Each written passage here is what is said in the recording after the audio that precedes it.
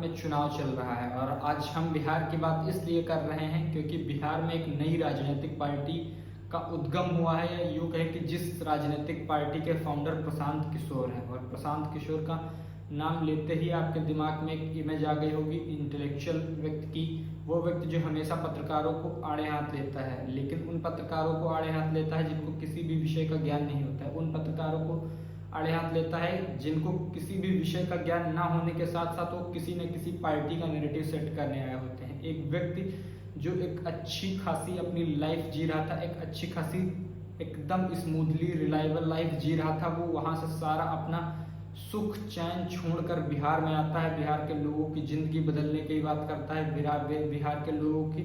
अच्छाई की बात करता है, लेकिन उसकी इस अच्छाई को कोई नहीं देखता है। उल्टा बिहार के कई सारे चैनल्स या बड़े बड़े मीडिया चैनल्स उल्टा उसको घेरने का प्रयास करते हैं। वो बंदा जिस भी प्रेस कॉन्फ्रेंस में आता है प्रॉपर डॉक्यूमेंट्स के साथ बात करता है, प्रॉपर फैक्ट्स के साथ बात करता है, लेकिन इस बात को कोई नहीं सुनता है। ना बड़े बड़े मीडिया चैनल सुनते हैं, ना बिहार की जनता सुन पा रही। हालांकि बिहार की जनता को मैं नमन करता हूं कि वो इस लेवल पर प्रशांत किशोर का समर्थन कर रहे हैं कि इस बार मेरा जो मानना है, मेरी जो समझ है वो ये है कि प्रशांत किशोर की सरकार इस बार जनसुराज की सरकार बन रही है बिहार में। जितना मैं समझ पा रहा हूँ, जितना मैं देख पा रहा हूँ, हालांकि मैं बिहार का रहने वाला नहीं हूँ, लेकिन मैं बिहार आता जाता रहता हूँ, तो इतना मुझे पता है कि बिहार में इस बार जनसुराज की सरकार बन रही है। लेकिन मैं कई सारे बड़े बड़े मीडिया चैनल्स को देख रहा हूँ कि वो प्रशांत किशोर ने अपनी बिना बोले 3 साल की इनकम स्टेटमेंट जारी कर दी कि मैंने इस कंपनी से इतना पैसा लिया है, इस कंपनी से इतना पैसा लिया है, इनको मैंने सर्विसेज दी, इनको सर्विसेज इतना, इनकम टैक्स इतना, जीएसटी भरने के बाद इतना पैसा मैंने अपने पर्सनल अकाउंट से जनसुराज के खाते में डोनेट किया है। उस पर लोग बहुत सारे सवाल उठा रहे हैं, लेकिन प्रशांत किशोर प्रेस कॉन्फ्रेंस करके आरोप लगाते हैं बीजेपी के जो है नेता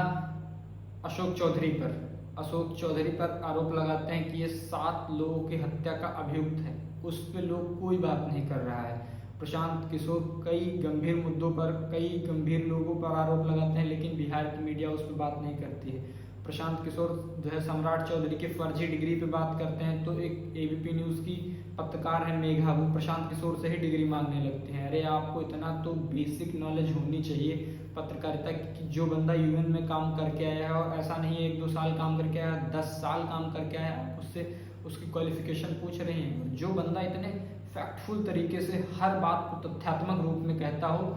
उस बंदे पे आप इतना बड़ा एलिगेशन कैसे लगा सकते हैं कि अगर सम्राट चौधरी अपनी डिग्री नहीं बता रहे हैं, अगर आप तेजस्वी यादव को 9वीं फेल कह रहे हैं, सम्राट चौधरी को कह रहे हैं कि आप ये जो है फर्जी डिग्री है इनकी, इन्होंने स्नातक जो है फर्जी तरीके से किया है, इनकी जो डिलीट की उपाधि है ये फर्जी यूनिवर्सिटी की है, तो आप अपनी क्वालिफिकेशन बता दीजिए। उस बंदे का सवाल भी जो वहाँ पे हाइपर होने की भी बात सच है, एकदम सही है, राइट है, एकदम बिल्कुल ज़रा सही है। आप एक बात सोचिए कि जो बंदा 10 साल यूएन में काम करके आया हो, जो बंदा प्रधानमंत्री नरेंद्र मोदी के साथ काम किया हो, जिसने स्टालिन के साथ काम किया हो, जिसने ममता बनर्जी के साथ काम किया हो, जिसने नीतीश कुमार के साथ काम किया हो, जिसने राहुल गांधी के साथ काम किया हो, उस बंदे से आप पूछ रहे हैं कि आप उसकी क्वालिफिकेशन क्या है या उसकी समझ क्या है। मैम आप जैसे 10 पत्रकारों को खा जाए और डकार ना ले, ऐसा आदमी है वो। आप उससे उसकी क्वालिफिकेशन पूछ रही हैं, और वो भी उस व्यक्ति के साथ कंपेयर कर रही हैं जिसका कोई समझोड़ ही नहीं है उस व्यक्ति के साथ। उसका तो कंपटीशन डायरेक्ट जो है नेशनल लेवल के पॉलिटिक्स जो है पॉलिटिकल जितनी भी पार्टियां हैं उनके शीर्ष पर बैठे हुए लोगों के साथ है। आप उस बंदे से इतनी जो है बात कह कैसे सकती हैं, या इतना निचला स्तर उसका कैसे बना सकती हैं। और ये नए नए नैरेटिव्स नई नई मीडिया चैनल्स आके जो है कर रहे हैं, और ये एकदम गलत चीज़ है। जो बंदा बाहर से पैसा ला के बिहार का लड़का बिहार में वापस आके कोई एफर्ट कर रहा है, चाह रहा है कि बिहार में आज तक मैंने अपनी इस 21 साल की उम्र में आज तक ये देखा ही नहीं कि बिहार में कभी जो है बेरोजगारी को लेकर मुद्दा बना हो, बेरोजगारी पे चुनाव लड़ा गया हो, बिहार में कभी शिक्षा पे चुनाव लड़ा गया हो, बिहार में कभी पलायन पे चुनाव लड़ा गया, कभी नहीं, आज तक नहीं मैंने देखा। हमेशा बिहार में कास्ट बेस्ड पॉलिटिक्स होती है। लेकिन जब से जनसुराज ने 3 साल से मेहनत कर रहे हैं, जब से उनका दल बना है, जब से उनकी प्रचार प्रसार जोर से चल रहा है, प्रशांत किशोर का सबसे पहला शिक्षा और पलायन,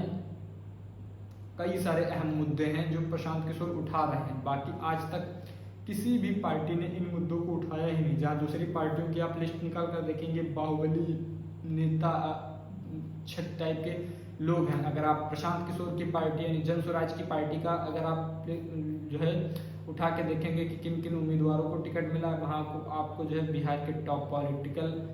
पार्टी से कोई भी लोग नहीं दिखेंगे। आपको टॉप के वकील, टॉप के डॉक्टर्स, जितने भी अच्छे अच्छे प्रोफेशन के लोग हैं, जिनको लोग कहते हैं कि अच्छे लोग राजनीति में नहीं हैं, तो अब प्रशांत किशोर की पार्टी जन स्वराज उन अच्छे लोगों को पॉलिटिक्स में लाना चाह रही है। अब कई लोग इसका विरोध कर रहे हैं कि प्रशांत किशोर फर्जी काम कर रहे हैं, प्रशांत किशोर बिहार को बदलने के लिए बिहार में ठगी करेंगे। अरे भैया, जो आदमी साल के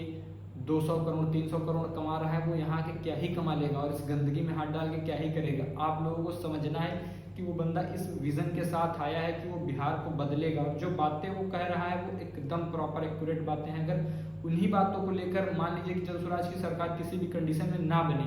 किसी दूसरे दल की बन गई, एनडीए की बन गई, जदयू की बन गई, किसी की भी बनी, तो वो इस कंडीशन में जो है काम कर सकता है कि जितने काम ये बता रहे हैं उतने काम अगर वो धरातल पे कर देगा, तो मुझको नहीं लगता कि भी उस पार्टी को भी लोग हराएंगे, उस पार्टी को लोग हराने के बारे में सोचेंगे। लेकिन लोगों का क्या है, कास्ट बेस्ड पॉलिटिक्स होती है, हर चीज़ में पॉलिटिक्स होती है, और लोग अच्छे कामों को भी सपोर्ट नहीं कर पा रहे हैं इस वजह से, कुछ शो कॉल्ड मीडिया वालों की वजह से, जो दूसरी पार्टी के नैरेटिव सेट करते हैं। बाकी आप लोगों का इस पर क्या टेक है, कमेंट बॉक्स में बताइएगा। नमस्कार।